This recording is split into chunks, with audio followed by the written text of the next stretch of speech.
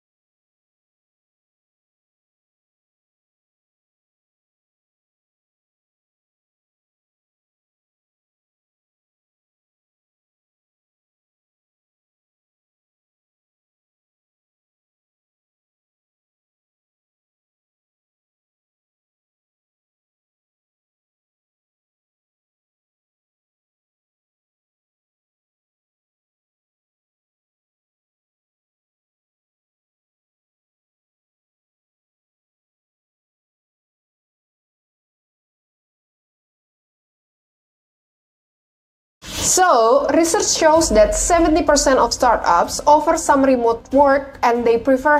Here's the thing. Both of these work. Let me give you two examples of how, so you can understand and we can get into it.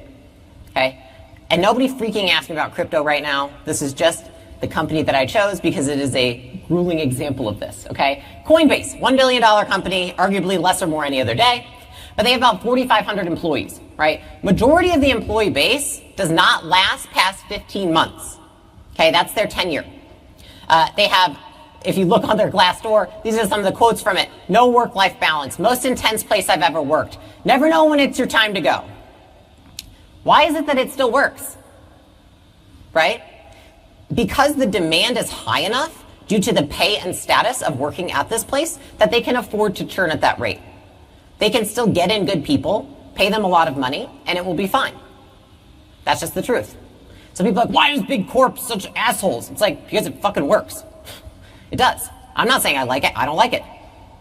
In fact, what I like is this. Neutrogena, $4 billion company, 750 employees. Average tenure, 10.2 years. Absurd. Yeah. What do people say about working at Neutrogena? Right? I feel appreciated for my work. There's flexibility and work-life integration. I feel like I matter, right? What do people value about working there? They value the praise they get, the good benefits, and the fair pay. Notice I didn't say astronomical pay, right? People just want fair pay. So, if this is true, and you can build billion-dollar companies using either of these things, why use punishment at all? Well, that brings us to what we discuss here, right? The TLDR. And really think about this, guys. Yelling at people takes less skill than properly training people. So people are more able to do this. And so if you look at, like, for example, when I worked at Subway when I was 15, that was my first job. I was a sandwich artist. When I was there, I know, I smelled like ham all the time. It was pretty gross. Anyways, my boss, it's not like they were positively reinforcing me. You know what she knew to do? Yell at me. Because if I go to someone and I'm like, hey, I want you to positively reinforce a behavior you want more of, they're like, got it. And then they don't do it because they're like, what does that mean? But if I'm like, hey, yell at them if they do something wrong, they're like, amazing, I got it. It takes less intelligence to punish people than it does to positively reinforce people. It doesn't mean that you're like a badass, that you're cool, that you're like, oh, I'm just laying down the law. It's like, no. You're being lazy.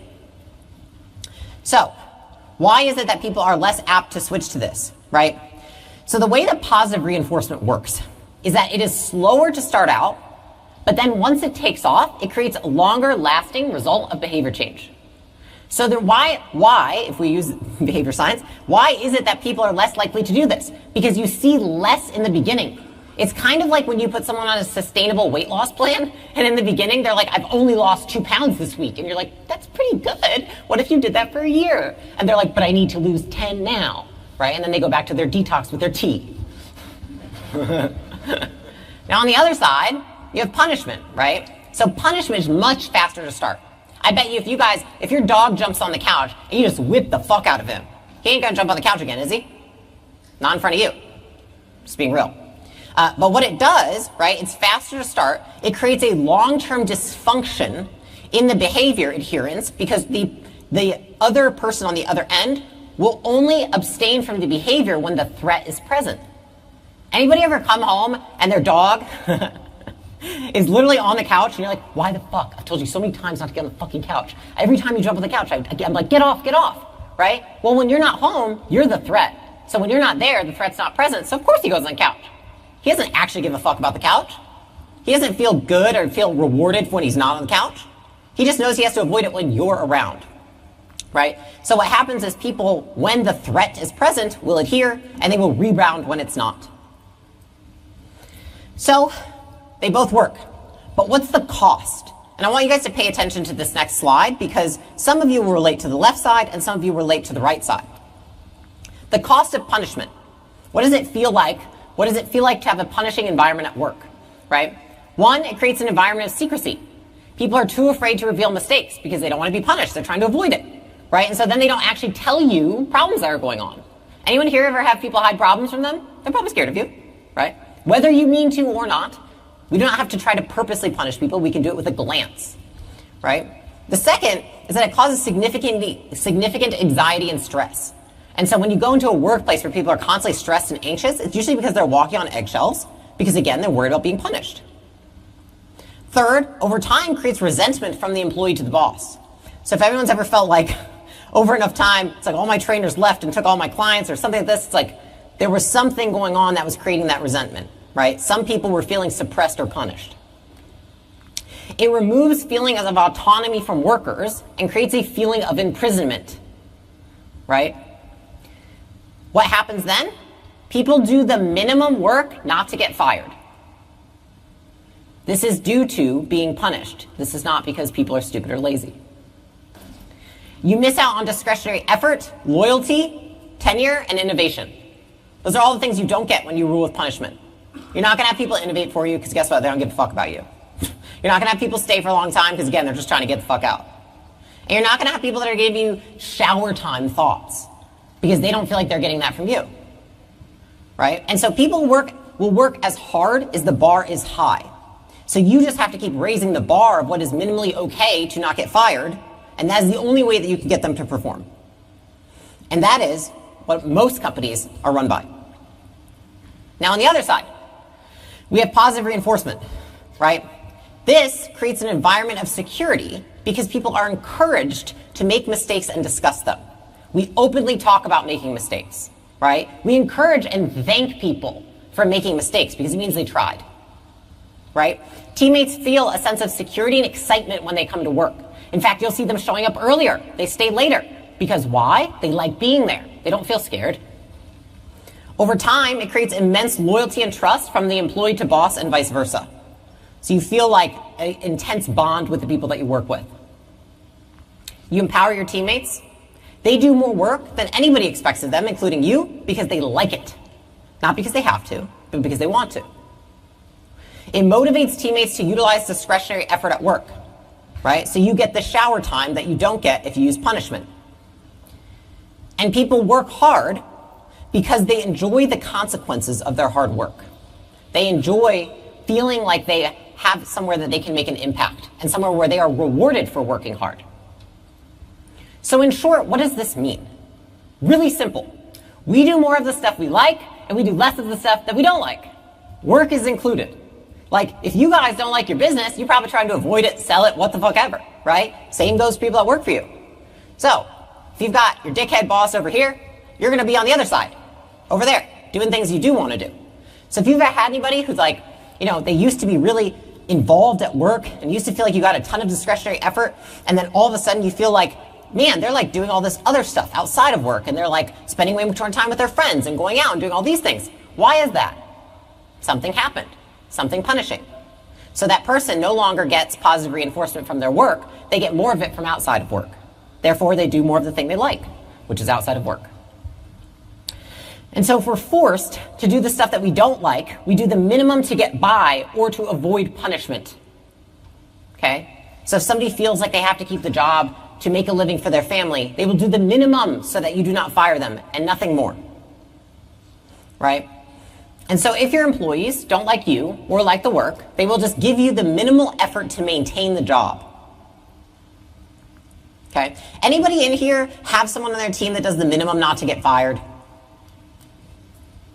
I figured. Yes. Does anyone here do the minimum not to get? No, I'm kidding. Great. So the question is, how do we actually do this? Because you know what I hate? I hate when people go up and they're like, let me talk about leadership. You need trust and loyalty. What the fuck does that mean? You know what I mean? Like, we need trust and loyalty. We need people to be nice and positive. It's like, okay, that's great. And I agree with all of that. But how do you do that on a tactical basis is what has frustrated me for years. And so my goal is that I'm going to help you guys operationalize leadership. We're going to go over 3 principles. These principles are going to be tactical. I want you guys to be able to actually do this. Because leadership, people can say all they want. You can say you're honest. You can say that you value people. You can say all these things. If you do not exhibit the behaviors that support those things, it doesn't matter. And the issue is actually not that a lot of people don't want to, it's that they don't know how. And so I would like to give you the how today. We're going to go over these 3 things. Starting with the first principle, which is latency over intensity. Let's go. So latency is the time between events. So if you have low latency, there's less time between events. If you have high latency, there's more time between events. Intensity is the power of that event. So what this means is that the timing of your response to a behavior matters more than the power of your response. We do things that we have learned to do. We learn by experiencing things that happen to us. Okay? Therefore, the things that happen closest, aka low latency, to a behavior or event matter the most. The thing that happens immediately after. Not a day after, not a week after, even if it's bigger and more intense, doesn't fucking matter. Okay? The things that happen closest to an event or behavior of the past determine how we behave now. So something that happened to you in the past, say I'm speaking on stage right now, right? Maybe in the past, people booed me. So maybe I show up here and I act like a little ninny, right? Why am I acting like a ninny? Because the last crowd booed me. Not because of this crowd. It has nothing to do with you guys. Anyone ever dated somebody who just treated them like shit and you're like, why? And it's like, she's getting back for her last boyfriend. It's not you, you know? Anybody ever had a terrible hangover after drinking but still drank again? If you don't, raise your hand, you're fucking lying. Okay? So, the reason that you do, just so you understand this, okay? Because none of you have done this. This is because the closest feedback to drinking, you drink, the first next thing that happens is you feel good. Not the hangover. The hangover happens later at a delay. So even though the hangover was awful and you were throwing up and you didn't even make it to work the next day, the fact that it was at a delay makes it more likely that you will drink again. Unless the next time you take a drink, you vomit immediately. Seriously. There are endless behaviors like this in the workplace, okay? Say you've got somebody on your team. They're afraid to tell you that they messed up. Why? In the past, they got punished for messing up. Has nothing to do with you. Has everything to do with what happened last time. Say you have somebody who's afraid to speak on meetings. I see this all the time. What does that mean? In the past, they were punished for speaking on meetings. Say you have somebody who doesn't meet their minimum KPIs for calls, right? And you're like, why is it? I told you what the KPIs are. Why are you not hitting them? Do you not understand what that means? They do understand what it means in their last job, because in their last job, they got to keep their job without hitting their KPIs, because they didn't hit their KPIs for 2 years and still didn't get fired, right? Somebody comes in late to work. Their last boss was never around, so it didn't matter anyways if they were late. Somebody speaks to you with an arrogant tone, right? The last boss let them walk all over them, so it didn't matter. There were no consequences. Your employees are not stupid. Your employees are doing what they have been trained to do, whether that is by you or their past boss. If you do not reinforce the behaviors that you expect, you will get the behaviors that their last boss expected. Okay? And if you have failed to change their behavior, you are likely not a skilled enough teacher. to train people below a certain skill level. The less skilled the teacher, the more skilled the student must be. If you want to become a better teacher, learn this right now. When you spot a behavior that you want more of, okay? So let's say it's doing more cold reach outs than you asked. Let's say it's clocking in early. Let's say it's staying late. Let's say it's a teammate owning a mistake. Someone taking work off your plate. Someone helping another teammate. Someone saving a member. Whatever it might be. You want to immediately reinforce that behavior. What you guys need to understand is that if you reinforce enough of the behaviors that you want more of, the things that you don't want to have happen, eventually they will have no energy left to do those things. You don't even need to punish them because they're so focused on doing more of the things that you reward. They literally forget and extinguish the other behaviors. So you need to immediately reinforce. Remember, low latency, not the power. So what does that look like? A lot of people are like, oh, I got to give these huge cash annual bonuses, all this. No, you don't. You know what would be better? If you slapped them and said, you did a fucking great job. Immediately. The moment that they finish. If you give them kudos in front of your team, the moment that they finish. If you post about them on social media, immediately. If you give them a high five when they finish running that class that they crushed. Right? If you give them a small gift card, cash bonus, maybe it's like a gift card and you say, take tomorrow off and go do this instead. If you want more of a behavior, quickly reinforce it. This is why many people try. They're like put in place recognition programs and they put in place all these like huge incentives of like, at the end of the year, you're going to get all this money. It doesn't matter because all the things that happen in between are what matter. The small things that happen after the person does it. Nothing can substitute for that. The high fives, people always ask me, they're like, Leila, how do you build such a great culture? And I'm like, this is actually fucking how. Seriously, these tiny micro movements. It's not the big stuff that matters. It's the latency of the small stuff.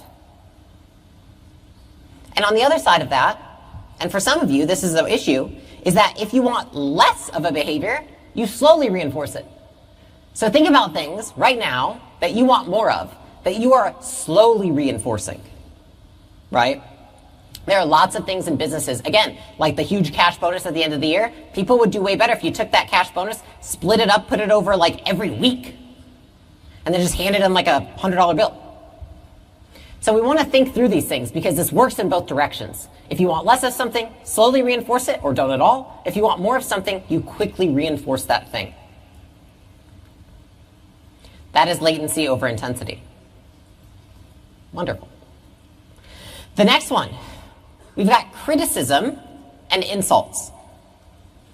This is a large culprit for first-time leaders. Let's define terms again. Okay? Criticism or a critique. A critique articulates the difference between the actual and the ideal. What's the difference? If you guys have ever watched any of my content on accountability, you would also see this, right? It's the same thing. It's just like, what are they doing? What's ideal? What's the difference? We're just letting somebody know of the difference. Versus, right, what is an insult? An insult compares the subject to something that is aversive, something they don't like, something that is negative. So, many leaders, right, confuse criticism with insults and wonder why their teams don't change. And in fact, in the last few years, people have said that criticism is bad. They're like, well, we shouldn't criticize at all. Well, actually, I think we should. I think that we define terms incorrectly. To critique somebody is what it means to teach somebody. How do you teach somebody if you don't explain to them what good looks like? You can't. But a lot of people, again, insult people and think it's a critique, right? So let's look at some examples. Criticism, right? Articulating the difference between actual and ideal. Here's two examples of exactly how I would say something to somebody at work, right? Johnny, the goal is to make $100 a day. The last 6 days, you made 60. What do you think we could do to make $100 a day? I'm letting him know of the ideal and engaging him to help me get there. Another one.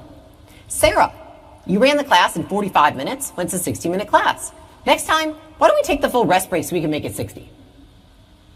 You guys of those things sound mean. They don't sound demeaning. They don't sound suppressive, right? That is how you critique. Now, on the other hand, what a lot of people do is the latter. They insult, right? This is what a lot of leaders do, or bosses, right? Johnny, you remind me of Ted. He never worked hard enough to stay on the team. He lost respect from everybody. You need to hit those dials. You remember what happened to Ted? Comparing him to something aversive. Sarah, you only ran the class for 45 minutes. We can't accept laziness around here. Does anybody know someone that speaks like that? Yeah, it sucks. I see some big head nods, but you don't want to raise your hand. Okay. It's like they're sitting right next to me. So the question is this. Do you want to make your teammates feel bad, or do you want them to get better? This is a serious question. If you want somebody to feel bad, insult them. If you want them to get better, you critique them. And actually, the two don't happen at the same time. So if you make somebody feel bad, you steal their energy away from getting better. This is something that took me time to learn. Because it's like, when someone really fucks up, you're like, no, they've got to, like, this hurts so bad, like, they've got to feel it, right? It's like, but why? What do I want to have happen next? If I want them to get better, making them feel worse robs them of that energy to do so. So, if you want someone to get better, you deliver criticism. You critique them. Whereas, if you want someone to feel bad and stay stuck, then you insult them. So, if there's anyone here who'd like to sabotage, just insult them. Like, yeah, the guy next door. No. So, anyone in here realizing why their spouse doesn't like their critiques? Very common, right? You never take out the trash, right? You're so messy. Oh my God, I don't know how you do this. You promised you would do X, Y, and Z, but you never do. It's just like your brother. Just like insulting your spouse doesn't work, neither does insulting your employees. It's the same stuff. It's like, you ever see that couple, they're always just like insulting each other back and forth, and you're like in the room with them or at a dinner, it's just like very fucking uncomfortable, and you're like, I would like to leave now, but I can't because the dinner, only the bread is here. Yeah. We've all been there, right? But the same goes for people with their employees, right? Where it's like you see these people that you're in the room and you're like cringing because you're like, how could you talk to somebody this way? There's no way it's actually helping them, right? But here's the thing, guys, is that some of us in here just don't understand these concepts. I think a lot of people in this room probably really want to be great leaders. I think a lot of you want to improve yourselves, you want to improve your communities, you want to improve your business, you want to improve your employees. But then we don't understand how. And these are the main pieces to get there, because a lot of the times, things that are punishing are not done on purpose. Like, it could be a glance that could punish somebody. Because for example, if we use the example of latency, right? If somebody comes up to me and then they tell me the mistake they made, and the first thing that happens is before my mouth opens to say, that's okay, thank you so much, is like, what are they going to feel? They're actually going to feel punished. Because my face responded before my mouth. And so what's going to happen? They're going to feel punished. They're going to avoid telling me again. Being a leader is tough, right? So the question is this. How do we actually critique somebody? Because I think there's a lot of bullshit out there about this. And I think I did it wrong for a long time, because I listened to all these traditional books and these bestsellers on the Wall Street Journal, and all these people who have actually never run businesses talk about how to deliver criticism, and it's all just a bunch of bullshit. So let's talk about how we actually critique somebody, okay? 6 things, and I'm going to make it really tactical for you guys because I think it's very important. The first piece is that a critique has to have direct ties to behaviors under their control.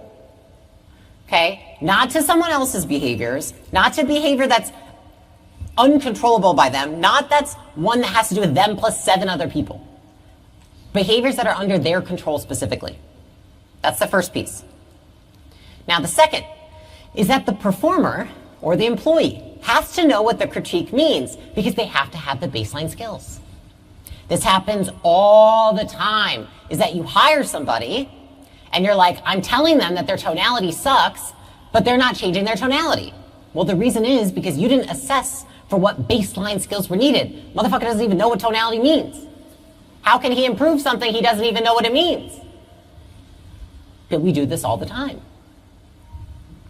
The third and the most obvious one, faster and more frequent feedback loops work best, okay? So more and faster is always better than less and slower. Even if the less and slower is longer and more elaborate and all of these things, it doesn't matter. Irrelevant. Might as well save your energy. Fourth, we want to make it personal. We want to tie their behavior to their behavior rather than a group. So, for example, if you're delivering metrics to show somebody's performance, then it makes sense that we deliver their individual metrics rather than the group metrics. So we want to get as personal as possible with the feedback. Fifth is that an authority, like everybody here in the room, collects the data and feeds it to them. Right? So you're collecting the data, and then you're sharing the data with them. Okay? Now on the other side, and this is very important, the last one, they also collect the data and then share it with you. So I want to make this real for you guys on the next slide. Here's a very tactile example that is probably one that all of you in this room can use, which is sales. Okay? So how do I critique a salesperson? First, I'm going to critique a salesperson on their close percentage, right? Specifically in the business that I have, for example, rather than total closes. Why? Because they have no control over how many leads they get in their pipeline, okay? Or are on their calendar. But they do have control over what percentage of those leads they close. There's a lot of times where people see in the past, they're like, well, you know, and then the next goes like, well, maybe they should be going out and getting more leads. It's like, if you hired somebody who has the skill of doing that. But that brings us to the second point, which is like, do they even know how to do that, right? So that's the first piece. You want to make sure that the thing that you're critiquing them about is the thing that is completely under their control. The second, if I tell a salesperson to improve tonality, to keep the frame, to use this framework, to follow the script, right? It's because I know that they know what doing that means and how to do it. Because these are things I taught them when I onboarded them. So, oftentimes what you see, and I know that this is probably resonating with a lot of you guys, is that we give someone a critique, and then we're like, God, how do they not know how to do this? It's like, because you didn't teach them. And if you didn't teach them, and you expect them to come with it knowing how to do it, then did you interview them for it? Did you do a skill test for it? We cannot assume. People, just because they sold at a last company doesn't mean the same thing they do when they sell here. Completely different skills, completely different ways of doing things. Right? So we never want to assume, right? We have to understand what baseline skills we hire for. And if we're critiquing somebody, we have to know that when we give a critique, that they understand what it means. Because if somebody doesn't know how to improve tonality and you tell them to go do that, then they're going to feel very shitty. Third is that we want to give the critique at the rate of the behavior. So that means after every sales call, some sort of feedback system, right? So for example, in the best portfolio companies we have, the sales managers are literally doing calls daily with every single person, okay? Now, they can't do it after every single call. That would be impossible when you have a team of 20 or 30 people, right?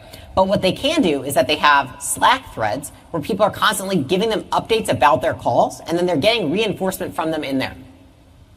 And that is even more powerful than having a daily meeting. Because that Slack thread, where they can immediately say, great job, great win, great close, all these things, that's actually more useful and going to reinforce the behavior more than even a daily meeting, because it's happening closer to the behavior. Fourth, right?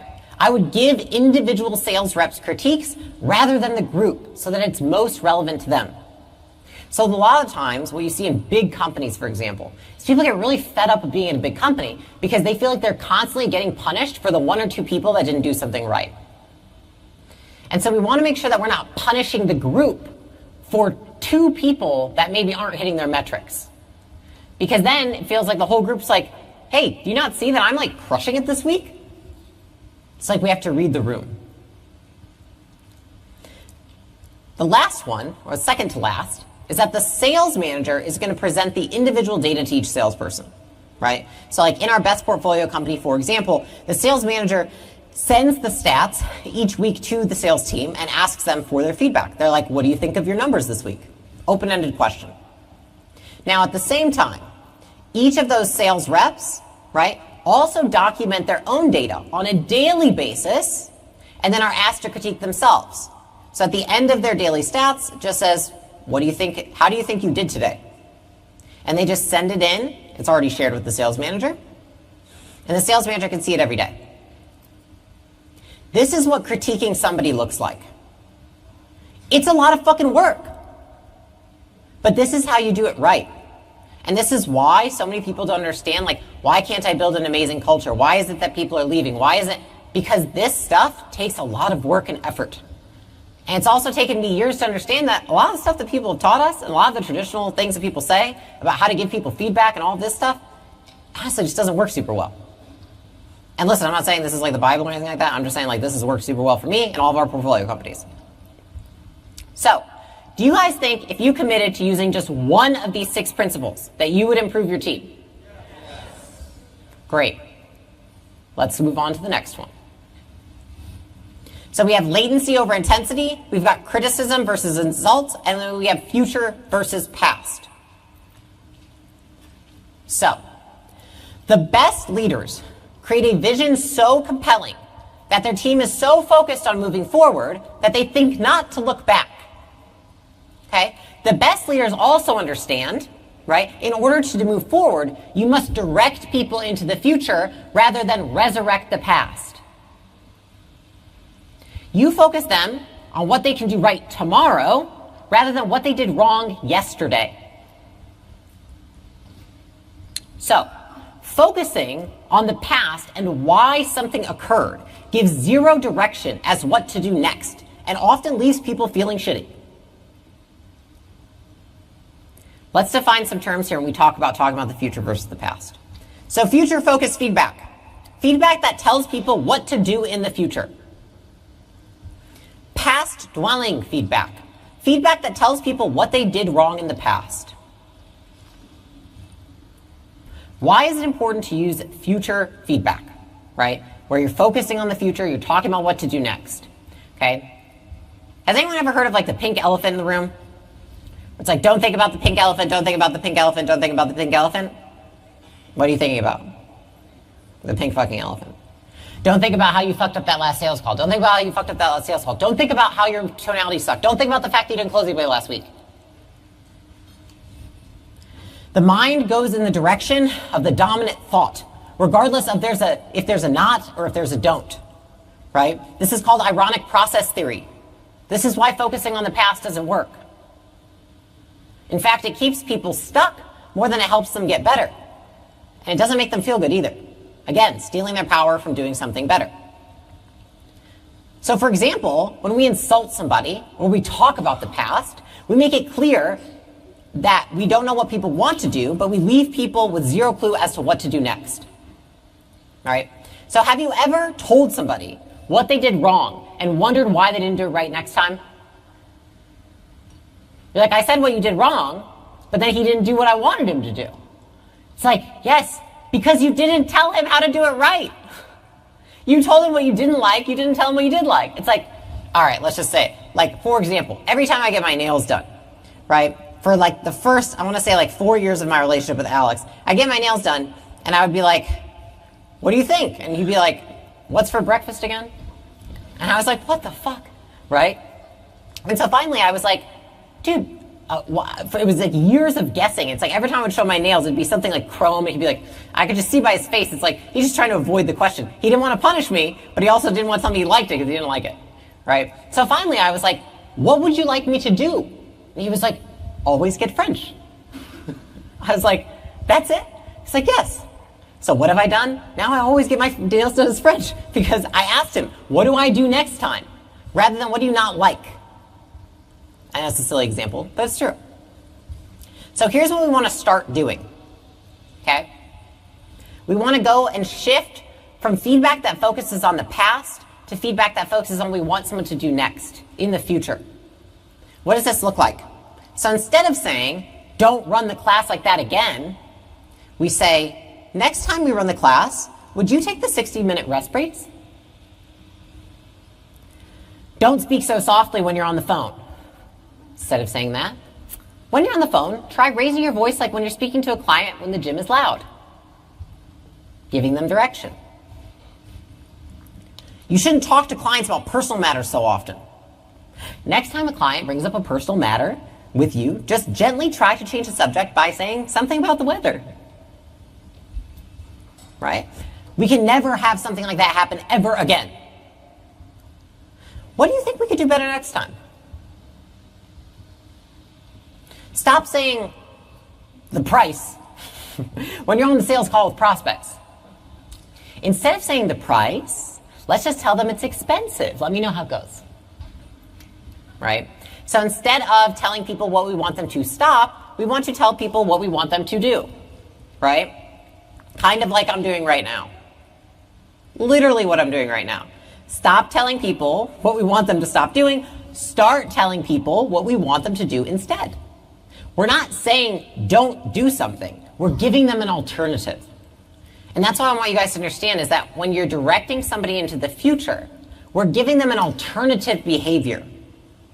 You can't tell somebody, if you tell somebody to stop doing something and give them no alternatives, what do you think is going to happen? You guys know how this goes. It's like, stop eating dessert. You're still fat. Would any of you actually do that?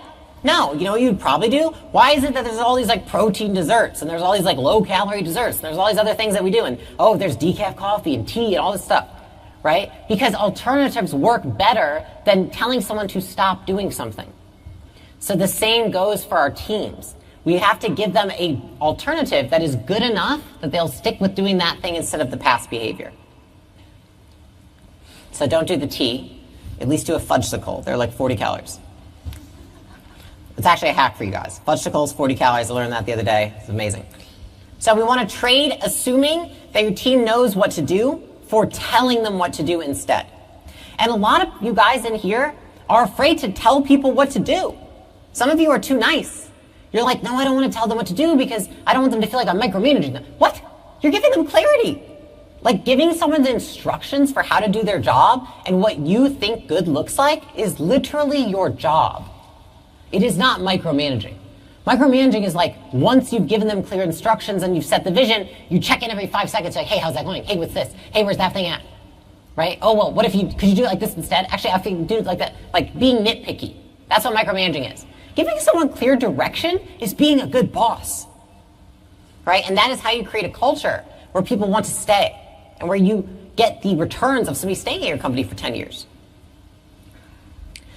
And so the traditional ways of giving hard feedback, I'm just going to say, are wrong because they have you doing 3 things that are the opposite of this. Focus on insulting someone, add a delay, in a way that gives them zero idea of what to do next. Do we think people will get better if we do that? I don't think so. Of course, it's hard to have those conversations because you're literally doing it the hardest way possible and it doesn't even work. And that's the thing, and that's why I'm passionate about doing this because when people are like, oh, queen of having hard conversations. Guys, it's not hard to tell someone what you want them to do instead. It's hard if you feel like you have to tell someone they're an asshole and they suck at life. But that doesn't make them perform any better at work. They're probably going to quit anyways once you say it. So, if you would like to make your life a little bit easier and your business a little bit better, give these 3 principles a try. We've got latency over intensity, we have criticism versus insults, and we have future-focused feedback over past-focused feedback. Okay? So what did we cover? There's positive reinforcement and there's punishment. Both compel people to do things at work. There's a cost to each of them. Punishment works in the short term. Positive reinforcement works better in the long term. Latency matters more than intensity. You want to critique somebody rather than insult somebody. And you want to focus them on the future, right? Rather than focus them on resurrecting the past. Do you guys remember that invisible force that keeps your business stuck? I talked about one time in the very beginning. Anyone know that meme? Does anyone feel that meme right now? We feel it hard. I love it. Guys, thank you so much. I talked about one time in the very beginning. Anyone know that meme? Does anyone feel that meme right now? We feel it hard. I love it. Guys, thank you so much.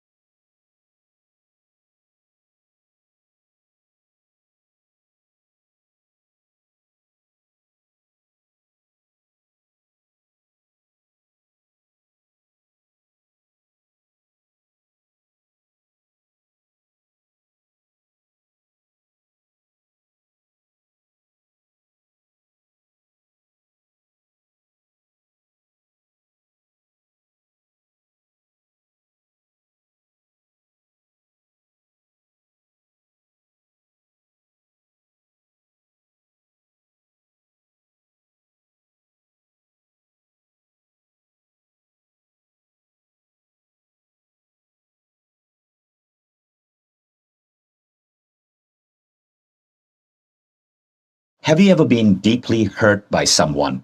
If you have, there's this one human quality that you can activate within you that studies are showing literally change. It was the moment that I was like, I can't do this anymore. Like, I can't drink like this. I can't keep getting arrested. Like, I can't keep around. And the weird thing is that I think during the time I knew that wouldn't be the rest of my life. I was like, I know me. I'm not going to keep doing this forever.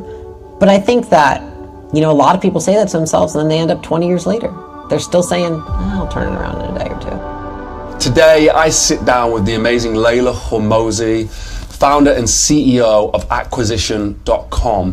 The things that she has achieved in such a short amount of time is absolutely incredible. From the business lessons to the work ethic to some of her backstory, this conversation was absolutely amazing. I'm so excited to share the full conversation with you.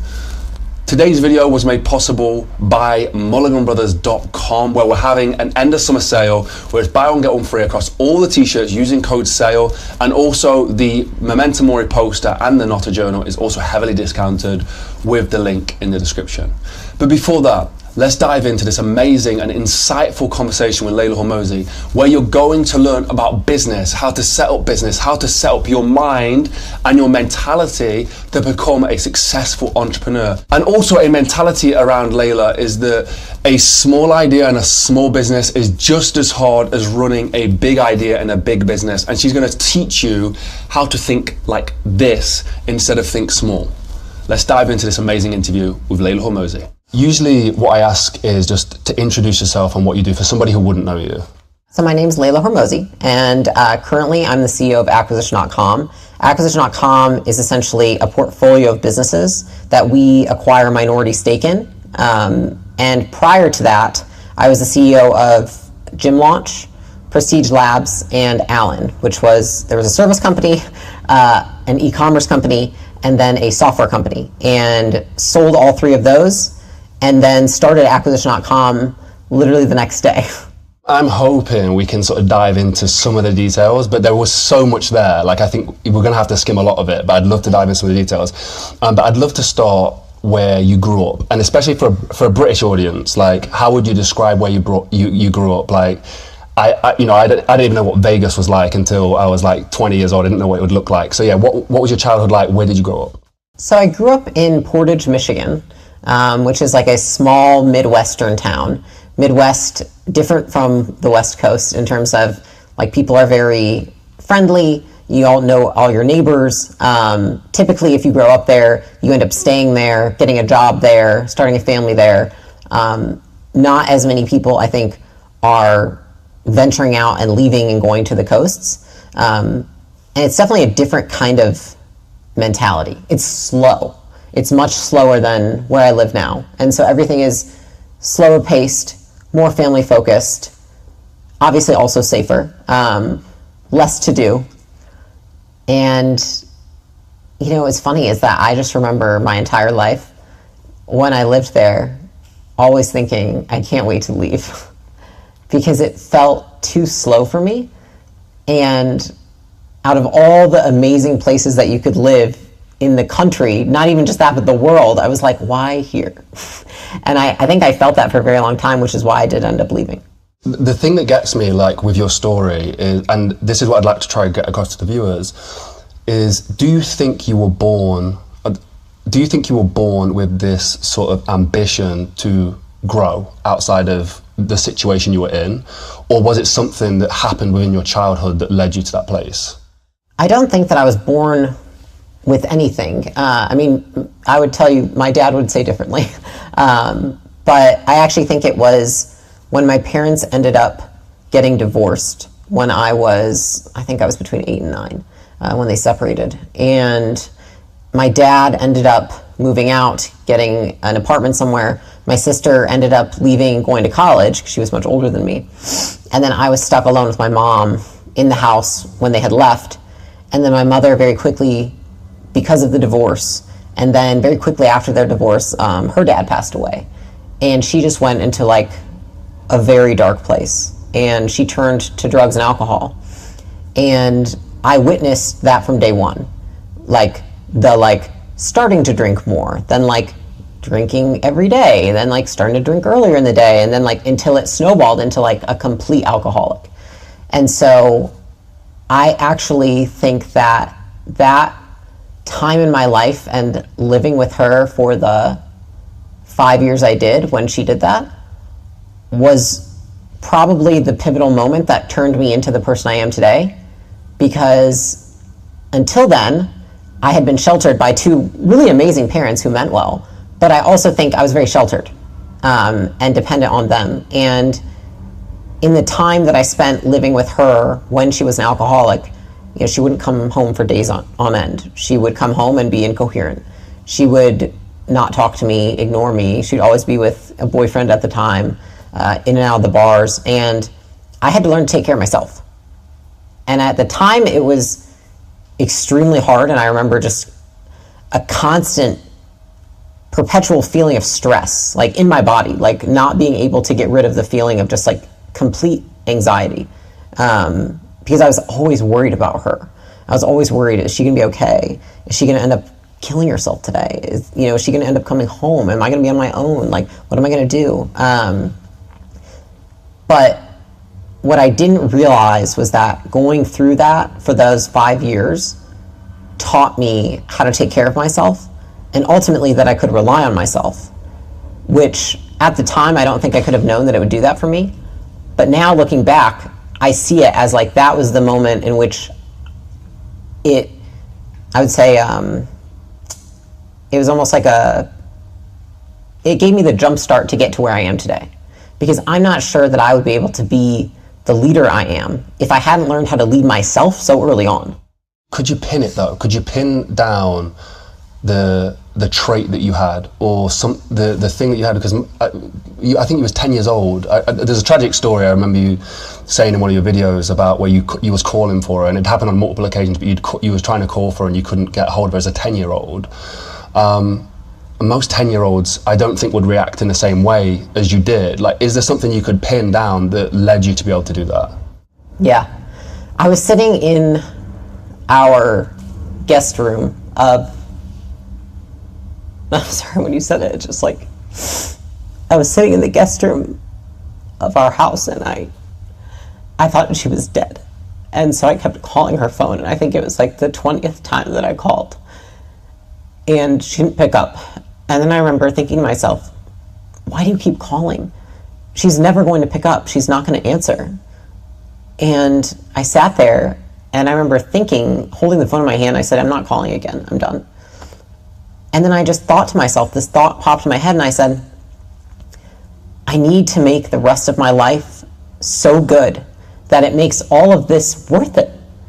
Because the pain I felt in that moment and for those years was so great, and it was also a secret I kept to myself. I didn't tell anybody because I also still loved her, and I didn't want to get her in trouble or whatever that meant. But that was what stuck with me, was in that moment I thought to myself, like, you have to be so good that it makes everything worth it. And I think I took that on with me, in that now when I go through anything in life, I just think to myself, make it worth it.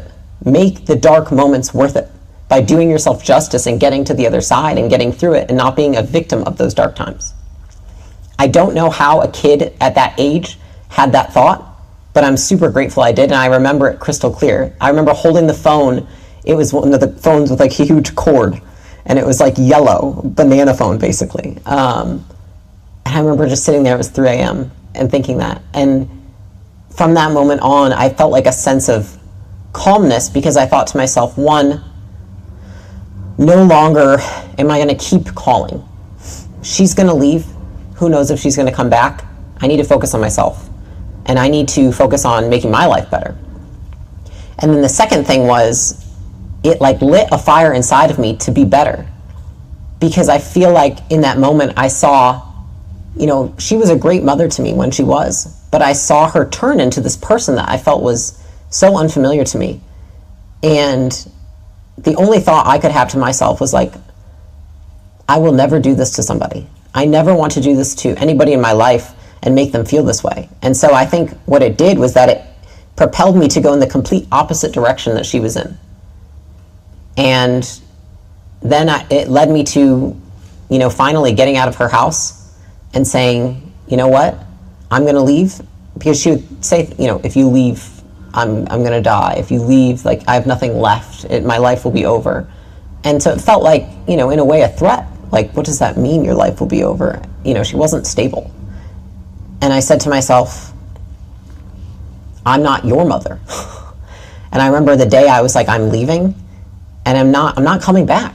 Because at the end of the day, this is really harsh to say, but I said, if you die because of me leaving, it's not on me. I have to take care of myself. And that was kind of the mentality I took from that point out. And she did end up, I think, getting better, but I haven't remained in contact. Wow. I mean, so at what age did you leave her? I was 14, 15. Wow.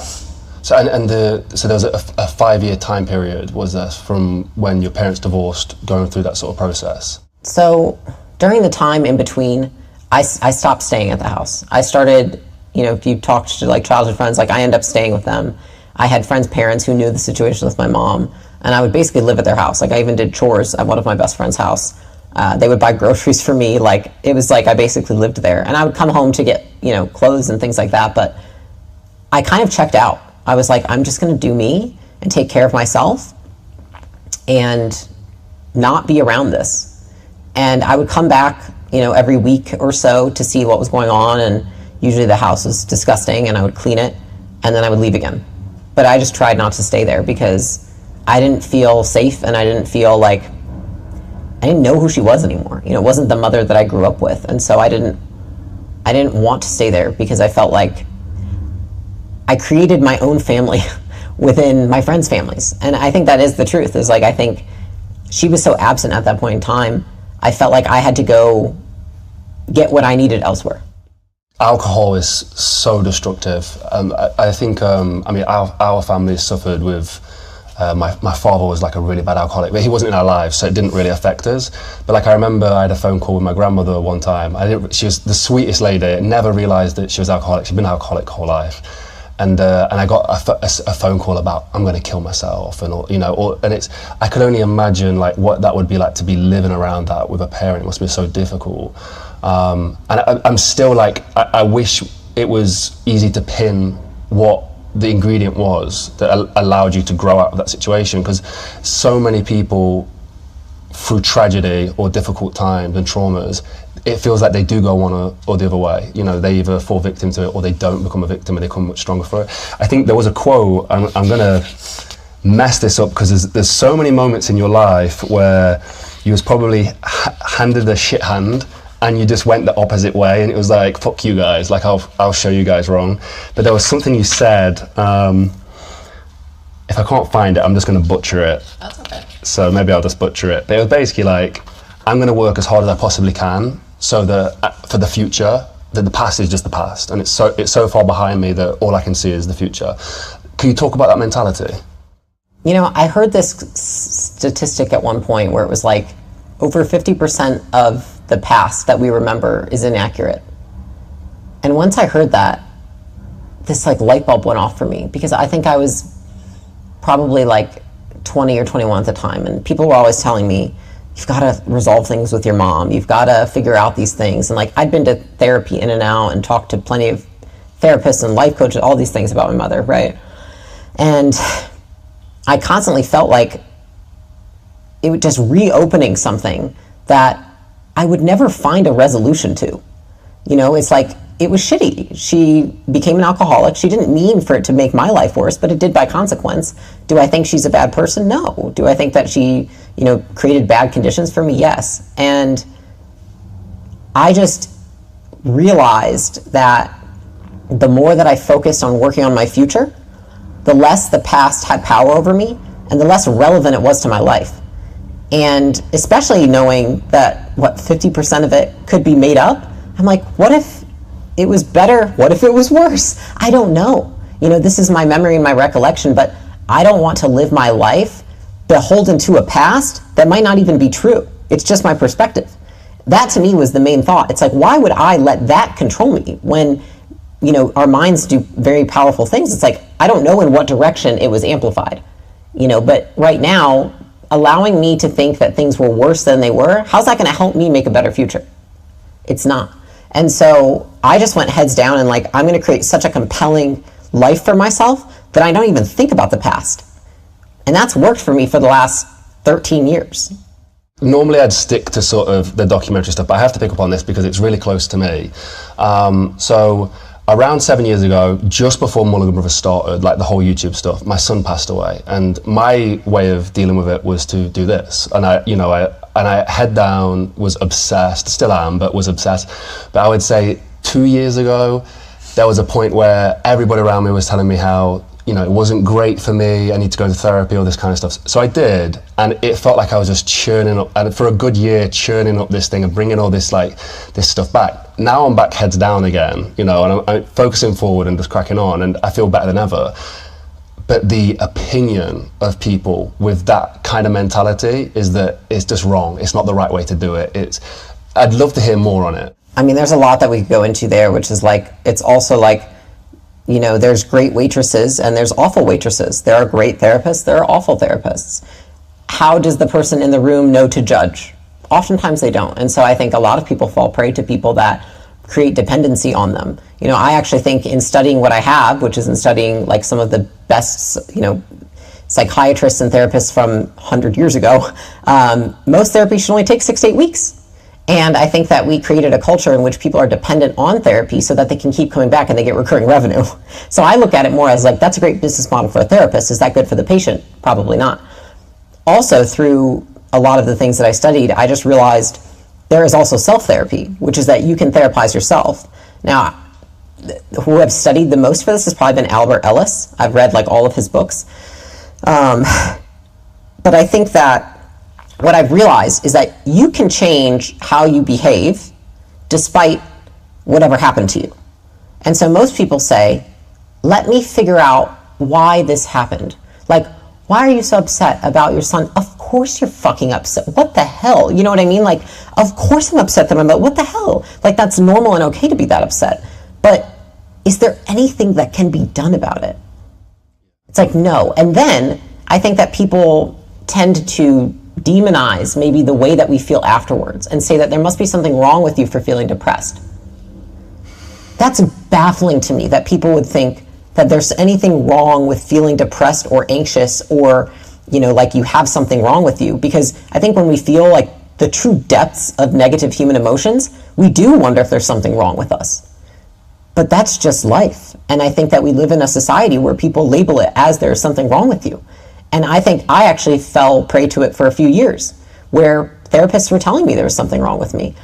And after that, I kind of took a step back. I was like, I think there's something fucking wrong with you, because you're labeling me, and I'm doing all these things to make my life better, and you keep telling me why it shouldn't be and why it's okay to feel this way, and keep reopening these wounds. And I just noticed it wasn't helping. But what did help every time was that I focused on the future and I changed my behavior. And I didn't allow anything that's ever happened to me in the past to be a reason of why I behave a certain way today. I could easily say, oh, I don't get close to people. I've got walls up because my mother was an alcoholic, and so I'm a little colder. What? I'm a fully functioning 31-year-old adult. I can decide to act in a more productive way in my relationships. So what happened when I was 14 should affect what happens when I'm 31? Like, what happens is that an event occurs, and then oftentimes to deal with that event, we take on unproductive behaviors, and then we don't stop, and they go on for 10 or 15 years. And then we say, well, in order to change this unproductive behavior, I should figure out why this thing happened to me and put reason behind it. And I've just found that, what if I just changed the unproductive behavior, and it didn't matter why I was doing it, but I changed it anyways? And so I think that's the kind of approach that I've taken to things, is I look at it very much like I am not in control always. We don't choose the thoughts and feelings we have some days. Like, we can choose to focus on things, but can I choose if it pops up in my head? Like, no. I can observe it and try not to focus on it. But what I can do is that despite what I think and despite what I feel, I can change my behavior. And that has been like the one thing that has brought me relief in everything, because I can feel as bad as I want. I don't have to act that way. And I think that I've gotten a lot of relief from that. But I don't know, for me, it felt very unproductive talking about all of those things, because I think that a lot of them also are predicated on, I think that, imagine this, right? Somebody dies and you live in one of the Western or Eastern Indian countries, right? They celebrate death and they're happy and they're overjoyed that those people are dead. And then they move on and go on with their lives. Here, we're told it's a bad thing and we should be sad. And therefore people grieve for months, years, decades. And so when I hear that, I think to myself, it's all, in a way, expectations, societal norms, and almost the placebo effect. I remember when I broke up with a boyfriend and then I moved across the United States to California, and a therapist told me, and she was probably the only good therapist I've ever had, I said, I just can't get over him. I'm just so sad. And she's like, well, how long has it been? I said, 2 months. She's like, how long were you together? 14 months. She's like, why are you still sad? And I was like, well, I heard it takes like half the time you've been with somebody to get over them. She said, I think that's bullshit, Leila. And in the moment, I was stunned that a therapist would say that's bullshit. And I was like, what do you mean? She's like, it takes however long you decided to take. Start living your life again. And that frame I've applied to pretty much everything, because I have just found that continuing to think about things that don't make our lives better just tend not to help us. Definitely. And I heard you say that as well about the ex, and saying that you just decided. And I love that. And I think it does feel the same for me. Like, that's exactly what it felt like. Like, obviously I'm sad, like, don't get me, like, it's terrible, like, I feel sad, I feel devastated, but I don't need to be there forever. Like, I don't need to wallow in that and let it, affect my life massively. But it was true, like, a lot of therapists would tell me that, you need to explore this, you need to explore your feelings, your emotions, and, I think they try, if there is, like you say, a behavior, they try and fix what that is, when, the inciting thing, the thing that incited the behavior, it doesn't need to be attached to it anymore. And yeah, I mean, I think it was the conversation you had with Lisa Bilyeu. I think there was so many like nuggets in there. Again, I'd love to go over them. That one was a huge one for me. There was another one.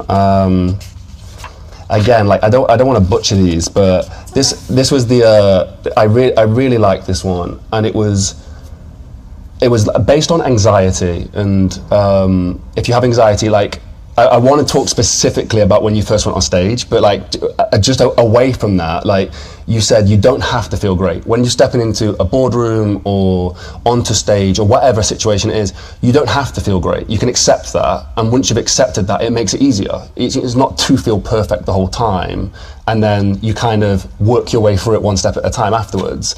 That mentality, I think, is another thing that not having that stops people from doing it in the first place. Taking those steps. I think I found for me that the more that I try to get rid of a feeling, the more I feel it. If I'm feeling frustrated, or I'm feeling angry, or I'm feeling anxious, and then I think, oh, you shouldn't feel this way. I don't want to feel like this. Let me go do something to try and not feel like this. I actually create more of it because I think I'm just guessing. It's like I'm telling myself it's not okay. And therefore now I'm stressed about feeling stressed. I'm not just stressed. I'm now stressed of feeling stressed. And so for me, I've just found that what has worked best has been I accept that I'm going to feel awful. And I can get really good at feeling awful. In fact, I think that I have mastered feeling awful. And that's what people don't get. They're like, how do you do all these things? I'm like, I'm really great at doing anything, feeling awful. Like I can speak on stage while I feel awful. I can lead a meeting while I feel awful. I can do a presentation while I feel awful. I can run a book launch while I feel awful. I can do all these things while I feel awful. And I think that most people, when they feel awful, act awful. They stay in bed. They act depressed. They act how they feel. And what I have found is that that just compounds the feeling of bad. Whether it's stress, anxiety, or awfulness, grief, etc. You feel more that way because you behave that way. For me, what I found is that, one, eventually, I will start to feel less awful if I stop thinking about it and I start doing the thing, right? Because I'm going to be more focused on what I'm doing than how I'm feeling. And then second to that is, if I can do something while feeling awful, how easy is it to do it when I feel good? How much more skilled will I be at that thing? And so I've looked at it in that way, which is like, I seek out to do things in imperfect conditions because then when there are perfect conditions, I have an unfair advantage. I don't feel awful today. I got a full night's sleep. I'm prepared. Amazing. This is going to be a cakewalk, because I'm used to being up all night the night before, being stressed, not being prepared because something was last minute, and doing it anyways. And so, does it feel good in the moment? No, but it creates a sense of confidence that then turns into a feeling of trust with myself. And that is something that is worth so much more to me than feeling good every day. Because shit will be hard whether you want it to or not. And you never know what to expect. Things can just come out of nowhere. And all of a sudden it's just like, this is what it is. Like we're going into a really hard season. And I don't ever want to go into a season like that in my life feeling like, I don't know if I've got my back. Can I do this? I want to know there is insurmountable evidence that I can do this. Do you enjoy performing in the chaos more than performing in a nice situation? Enjoy? No. Find useful? Yes. Okay. I think it is more useful than performing when things are going well. So you don't get off on, it just being mayhem? After the first step. Okay. I think that it's still hard to do things when you feel awful. But I know, I'm like, if you just take the first step and you just commit to this, it will feel easier for the second step. And so to say that I'm hungry for it and look forward to it, yes and no. Actually, I'm like, oh, I wish I could just, not have to do that. But then the other voice inside of me is like, this is what makes you who you are. This is why you're going to be better in other situations. This is going to make you a stronger person. You're going to have more trust in yourself after this. And then that makes me excited because I think, again, how do you make a bad situation worth it? You figure out what good can come from it. And I think that is what I look forward to, is seeing how in months or in years, me showing up in those situations will apply to future situations that I didn't even know were to come. Yeah, I think being able to perform, like you say, at that kind of level with that kind of chaos going off, then when it is a little bit calmer, you know, you're going to kill it. I do want to try and dial it back a little bit into the story, just to make sure I've got this there. There's so many interesting points to choose from, but I think the early days, there's a great story around Subway. I don't know whether it's been covered too much, but I would love to hear it again. Yeah. But I also am interested in if it intertwines with that story.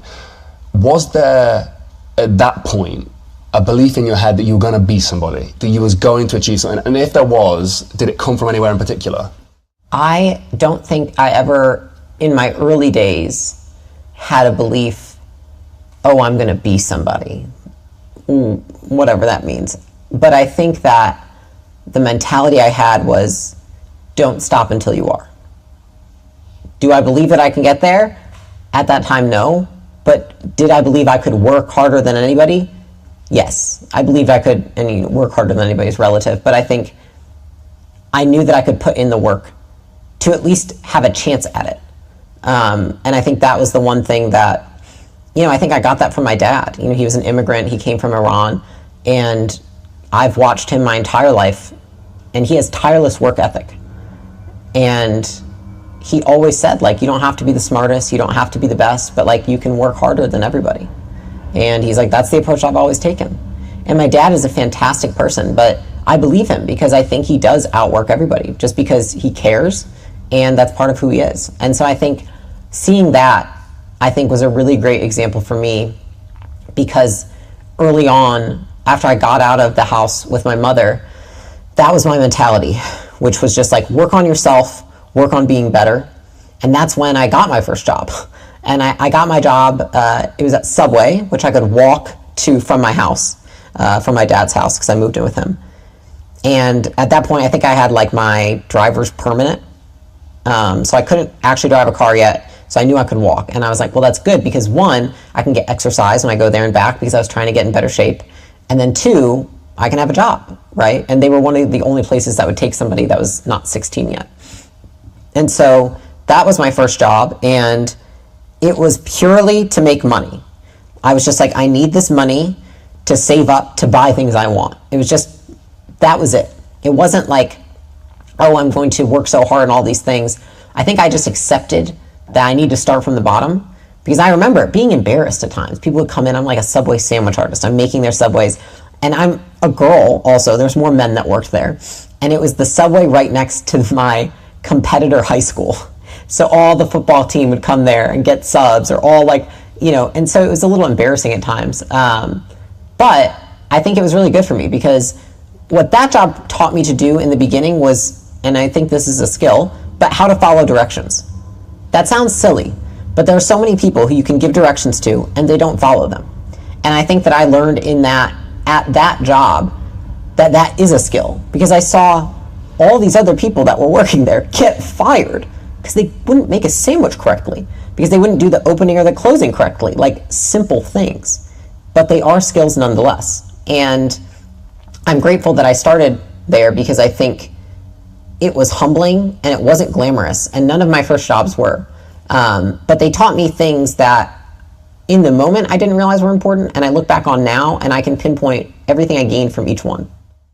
Yeah, there's a quote by Steve Jobs, again, not word for word, but the dots will connect looking back. And it does it, you don't know going forward. But yeah. I think we've had it with Mulligan Brothers and all the jobs we worked, labouring jobs and all this kind of stuff. And there's so many different things in that. I think the biggest one is honing work ethic for us was a huge thing. I'm going to load more bricks than anybody on site. That's just what I'm going to do, because that's what I do. And I don't think there was a reason. I didn't get paid more for it, but it just felt like that was the thing. How valuable is work ethic, and how far can it take you? I think that in the beginning, it is probably one of the most valuable skills you can have, because when you're just getting started, oftentimes it's not that you lack one skill or even two, but you might lack 3 or 4 or 5 skills. And the only thing, in my opinion, that can get you past that wall is having the tenacity and having the work ethic to be able to do all at the same time. Because even when you take on a new job, say you take on a new business, whatever it is in life, usually we have a learning curve. And what I think a lot of people miss is that it's a learning curve on multiple skills at the same time. And that's when things feel really hard. Why do most people fail at building a business? Because it's like 10 skills at the same time. And most people can work on 2, but they can't work on all 10. And I think that is why I believe work ethic was such an imperative part of my journey, because I think in realizing, for example, when I was losing weight, I lost almost 100 pounds when I was 19, 20. And that process was, it's not just that you're starting to work out, but you're also learning how to cook food. You're also learning to measure food. You're also learning to, not eat at party. Like, those are all skills, and prior to this, I was in fitness and nutrition. So I can tell you all those things are skills. Not taking food when people ask, not finishing food on your plate, skill. Counting your calories, a skill. Knowing that there's calories in soda, skill. These are all, it sounds crazy, but they really are. Remembering to weigh yourself every day is a skill. Measuring yourself with tape is a skill. They're all skills. And so I actually think that translated a lot when it came to business, because it felt like this insurmountable task that was very hard, and it was a very steep learning curve. But once you get over the hump, it feels inevitable that the outcome is going to happen, because it starts to snowball. And I think business is the same way. But a lot of people can't get past, I think, the first year or 2 years of the learning curve. They just quit. They say, it's not working for me. I've been working my ass off for a year. Go another year. I think that a lot of people don't realize that they're accumulating, maybe in that first year, they've accumulated 2 skills, but they need 2 more to be able to get what they want. And they just aren't willing to wait it out. And so then they go and try something else, or they go and work on something else. But they don't realize that what they actually have to work on is expanding their capacity for work more than anything. I'm going to have to come back to that at the end for the business, because I think we have just used work ethic to get to where we are. And it's I know obviously you're on this insane level with teaching higher level people, but I think that start section, you guys had to do that at the start. You had to go from work ethic to structure and all these other things. And it ebbs and flows. Yeah. It depends on the season you're in. So yeah, I'd love to talk about that. But the one thing that comes to my mind, 100-pound weight loss journey. One time, it was one of the most embarrassing. There was two kind of stories that happened to me at a very similar time period of my life. I'd put on a lot of weight after my son had died, and unhealthy habits. I was over 100 pounds overweight, and I was walking down the streets, and I'd bought a carrier bag of fries, it's chips in the UK, and I'd smelt them whilst I was walking home like a fat person would. And someone screamed out the car, "You fat bastard," to me. And I was big at the time as well, and I was really taken aback. And then I went home, looked in the mirror, I was like, flipping heck, you're massive right now. And then there was another story a week or so after, where a friend's mum who hadn't seen me for years was the same thing. She said, "Jordan, what happened to you?" And you had this story, this pivotal moment, where you was at a party and a similar thing happened, but you took it as a positive, and you managed, again, it was fuck you guys, I'll show you guys. Did that last, and that was it from that point on? Can we hear about the story, and just sort of what was going through your head when it happened? Yeah, so when I want to say I was 19, I was really overweight. I think at that point, I'd gained 80 something pounds. It was to the point where it's I can't even find a picture because I completely avoided a camera. There's one, and it's just my head, and it's pretty bad, but that's it. And I remember it was the weekend of my friend's birthday, and she said she wanted to have a party, and she was going to invite a bunch of people from high school. And immediately I just felt a complete sense of anxiety wash over me, because I thought, oh my gosh, I looked so much better then. But I've spiraled into gaining all of this weight, and I felt oh gosh, I really hope I don't run into anybody. And so the weekend comes, and it's the start of the party. I think we're pre-gaming, whatever. People are coming in. Nobody's saying anything, right? And it's this big, for me, it felt like an elephant in the room. Hi, I haven't seen you since I gained 80 pounds, right? I am aware of this. And nobody was saying anything. It was all going as planned. It felt fine. And then it was probably close to the end of the night, and I went to go to the bathroom, and I walked through the hallway, and there was this guy that I'd been friends with in high school who was there. And I saw him, and I was like, oh, hey. And he was like, hey. And he was like, man, such a shame. And I was like, what? And I just, like, in that moment knew he was going to say something. And he said, it's like, dang. He's like, it was so crude. But it was like, it's really just a shame because, like, you used to be so hot, but you're just so fat. And I was like, wow. And in that moment, all I felt was like white hot, like your eyes see red, you know, like white hot rage. And funny enough, it was not at him at all. It was completely at myself, because my first thought after he said it was, I agree, you're right, I would. And it was like, I couldn't even be mad at the guy, because I'm like, what are you doing, stating the facts? Like, I'm aware as well. And I left early, and I went home, and I just felt so compelled to do something. I remember I got on Facebook, because Facebook was cool at the time, and I made a post that was like, I'm done. I'm done partying. You're not going to see me. I have to go work on some things. Like, I'm out. It was just this ominous, very vague post. And that was the day I woke up the next morning and I threw out all the food in my house that was junk. I literally drove to Planet Fitness, joined Planet Fitness Gym, and then I said, I'm done drinking. It was like, in that instant, I made this decision where I thought to myself, it just felt like it was a deviation from the path I was on, being that overweight. And in that moment, I felt like, am I going to let this get worse? You know, am I going to show up 2 years from now at a party? What am I going to be, 400 pounds? Because, like, if we continue to go down this path at the rate I've gained weight, that's what would happen. And that thought, when I had that, where I was like, what if I were to show up in that many years and be, what's stopping me from that? Why stop now? You keep gaining weight, what's going to stop? And I just thought, it was so unacceptable of a thought to me. I was like, that cannot be my future. It was so terrifying that I felt like I had to immediately change in that moment. And that's been something that's served me so much throughout my life, which is like, there are times when incremental change makes sense. And then there are times when there's so much inertia in one direction, the wrong direction, that I think you need to just completely put a stop to it.